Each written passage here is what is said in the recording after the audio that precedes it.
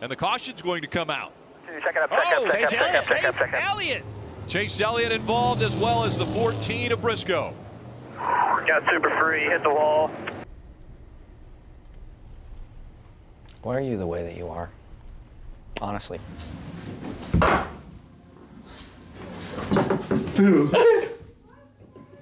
I thought you were. I thought. Because I was gonna. You were going to. And you were. I was going to. I was going to.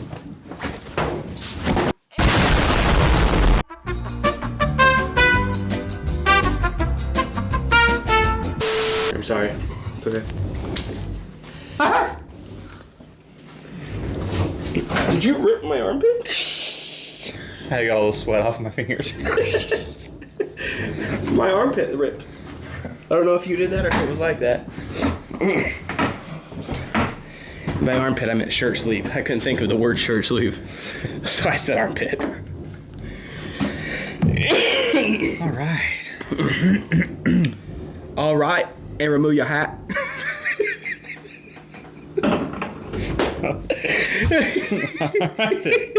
Would that be considered offensive? I don't know. I hope not. All right then. All right. So there was a Darlington race yesterday, last night. Mm-hmm. This guy right here. Well, if you're a Chase Elliott fan, you weren't surprised. So. All right, welcome to Shifting Gears. We have 5 different gears we're going to go through, 5 different topics we're going to talk about. Let's go ahead and get to the first one. After we start the intro.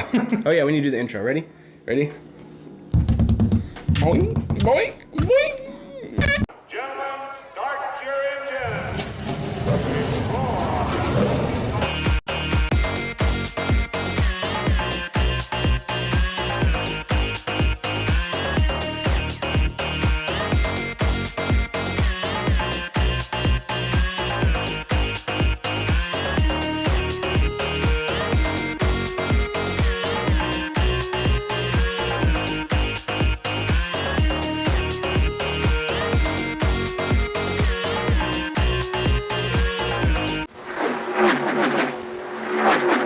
All right, shifting right into first gear here. We're going to talk about Hendrick Motorsports' bad day. Yes. Very bad day. It was, how's that one thing go? Very bad, no good, horrible, no good day. I don't know. Something like that. Something like that. It's not in that order.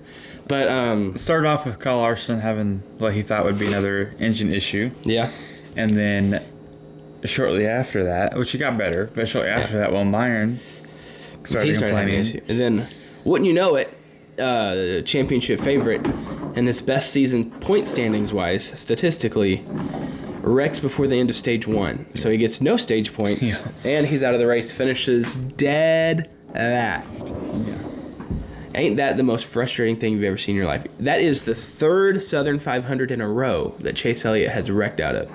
He has been so close to winning at Darlington, including this race 2 years ago. But then Martin Truex Jr. did the not clear move. You remember that, where he just goes into him. All you hear on the radio is Chase Elliott say, "Not clear." And then he finishes 20th. Then last year, he blew a tire, I think, if I remember correctly, and just pounded the wall. And he still made the championship for last year, though, and he wrecked. So That's true. There's still a chance. there's still a chance. gotta have a good race, He went though. from plus 40 to plus 14. So, He's going to have a good race next week. yeah, he basically lost all of his cushion, Yeah. which is dumb. But it's okay. And then Alex Bowman is the one that had a quietly okay night. Yeah. I mean, he finished in the top 10, I think. Did he? I don't know. remember. Alex Bowman is one of those drivers where you could see him running somewhere, and then by the time the race is over, he doesn't finish. He either finishes way better than that or way worse than that. Yeah. He's never in the same spot. You never really know where he's at. Yeah, you have to actually do a double take when you look and see where he finishes. I think he finished in the top 10. I could be wrong. But William Byron still finished in the top 10. He has started to have some engine issues, but I think he probably could have won, but I do think he lost a little bit of power, Yeah. I think. So my I don't thing know. is, whatever's going on with Hendrick's engines, they need to get that fixed. Yeah, they need to get Because, that fixed I mean, if that now. happens again next week, they have a chance to all their cars being out of the playoffs. I mean, you know what I mean? Yeah, there'd be So- like no cars. So they definitely need to get that fixed.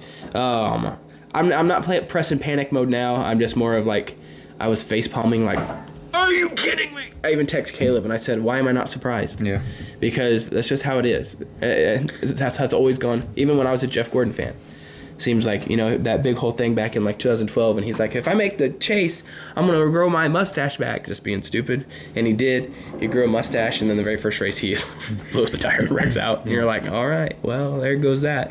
So there's just like always so much hype for just very little what happens. Well, then, I don't know. It's just a bad day for Hendrick, but a bad day for everybody, and we can go ahead and shift into second gear that the Joe Gibbs also having a bad day at the very end of the race. Now, I like Martin Truex Jr. I'm okay with Christopher Bell, but I can't stand Denny Hamlin and Kyle Busch. So just when I need something to cheer for, Kyle Busch blew up under caution. Yeah, that was awesome. And that was awesome. And it was funny because I was sitting there watching that, and they started talking about him. I see smoke kind of like. I was like, what is that? I'm like, what's going on? And then they started mentioning it, and then I literally put my hands up. I was like, I looked over to my wife. I was like, and my wife's like, oh, no way, And the crowd goes wild, and I'm just like, I love NASCAR. Yeah. So. And by the way, I just say this. This is a side note. If you ever wondered why Kyle Busch can't get a sponsor, there's your reason right there. Because when you boo the driver, if you look at it as a sponsor perspective, you're not just booing the driver, you're booing the car, and what does the car have on it? The sponsor. The sponsor. No sponsor wants to be booed. So he spent his entire career saying, I don't care, I'm still gonna, and now he's gonna ruin his whole career, ending early because he can't get a sponsor because of his stupidity. Yeah. Which, no offense, Carter. Yeah, Carter. No, never mind. Yeah. No offense, Carter. And Carter, the guy I shouted out last week, he finally found our YouTube channel. Yes, she did. So he's hey, Carter. a new subscriber. So shout out to him again. You had a better night than we did. So it's true. But anyway, that's the reason. I mean, it's plain and simple. So he needs to get it together. He needs to pull a Kurt Busch and to get his career going whole 180. Kurt Busch had to basically rebuild his career, and he did pretty good for himself. Well, I think Kyle Busch is doing that because he's not going to stay with Joe Gibbs, and I think something's coming soon with the announcement that he's going to go to a completely different team, completely different sponsors. I think that's his chance to kind of rebuild his whole. I hope so, and I hope he gets a good ride because he would be fine with Joe Gibbs, but I don't know where he's going to end up now. Anyway, back to what we were talking about. Yes, we're getting so. Yeah, Kyle Busch blows an engine. Mark Truex Jr. Blows an engine, right? Well, he had like a belt came off and overheating, so he didn't necessarily blow up, but he was going to if he would have stayed out. So them two had those issues, and it's like everybody in the playoffs, almost like half people had some sort of issue last night, which is good for Chase Elliott because it could have been worse, but also just. I was just in shock because I'm like, man, these people did not come prepared or something. You know what I mean? It was just crazy. But it was the same way last year. Every playoff driver had. It's just different. It's different feels of the whole race. Yeah, you just have so much more. Anxiety and stress coming into the first playoff race, and so especially being at Darlington in a tough track. Shifting into third gear is we're talking about what is it? Shifting into third gear. I want to talk about the next gen car issues because we talked a little bit about safety before. I don't necessarily think that it's a going to kill somebody safety issue, but there is safety issues that they need to address because they say I'll use this as a visual aid.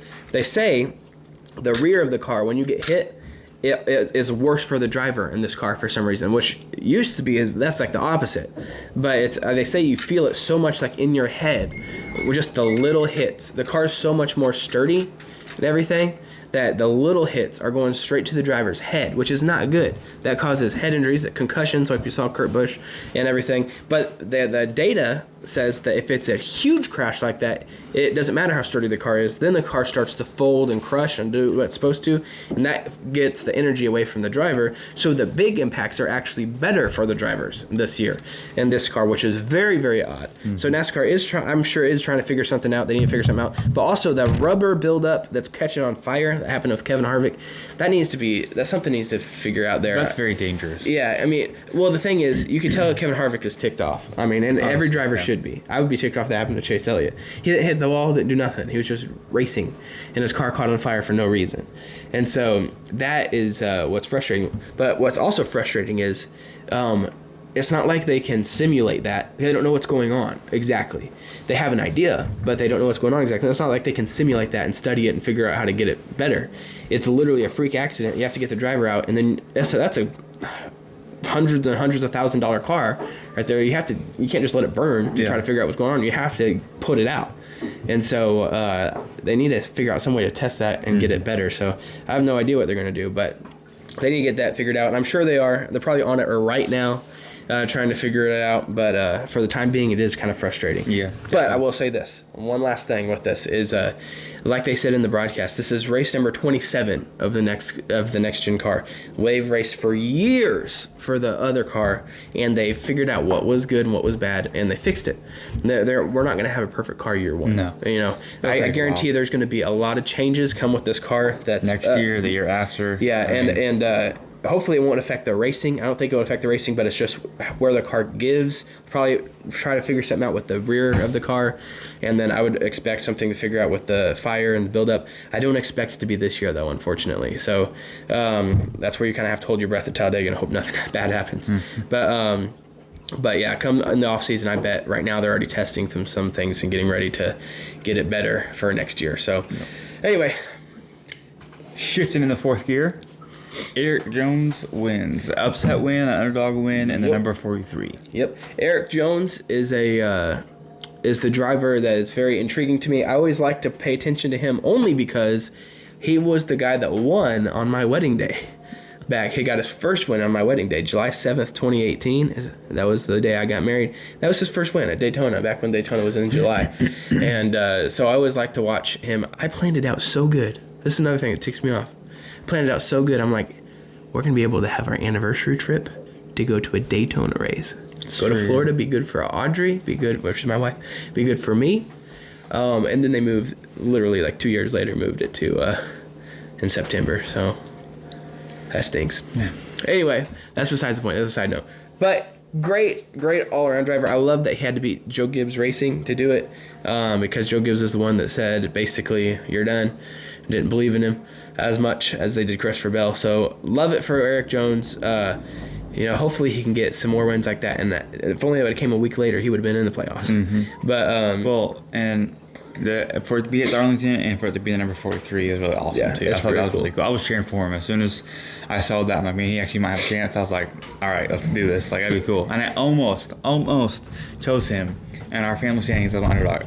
No joke, not even lying. After the week, I thought, I wonder if I should do, like, he's doing good, you know? I'm like, surely not. Like, I don't think he'll do it. You know, he's won here before or whatever, but no, he's going to do it. And so I'm like, no, I'll choose Gibbs, just Ty Gibbs, whatever. And then I'm like, seriously? Like, I dare me. But he says he gets a hat. Is that a Richard Petty hat? Because I kind of want one of those. Those look cool. Can you imagine me with a Richard Petty hat? I just have to have a mustache at that point, though. But anyway. Anyway, it was cool to see underdog win. Yeah. So it's always cool to see underdog win, unless it's Austin Dillon. Anyway. Shifting into fifth gear. Shifting into fifth gear is just the race overall, and I'm sure this video is running a little bit long, so we'll be trying to be quick. But the race was a good race. It wasn't the best race at Darlington I've ever seen. The race that won the weekend, in my opinion, is the Xfinity race. That was a good race. It was an awesome race, awesome finish. That's how Darlington should be. Just, There's known for awesome. great finishes. Yeah, why is Darlington so good at finishes? Like, I don't know. It's obviously not every race, because this race didn't have like a amazing, super cool finish, but it was still good. Yeah. Denny Hamlin was right there. But I was yelling at Audrey saying, Denny's going to bump him on this last lap. I mean, he's going to bump him last corner. That's his only shot. And he has been so on and off this year that I figured he would try to hurry up and try to get into the next round to lock him in. But anyway, it was still a good finish.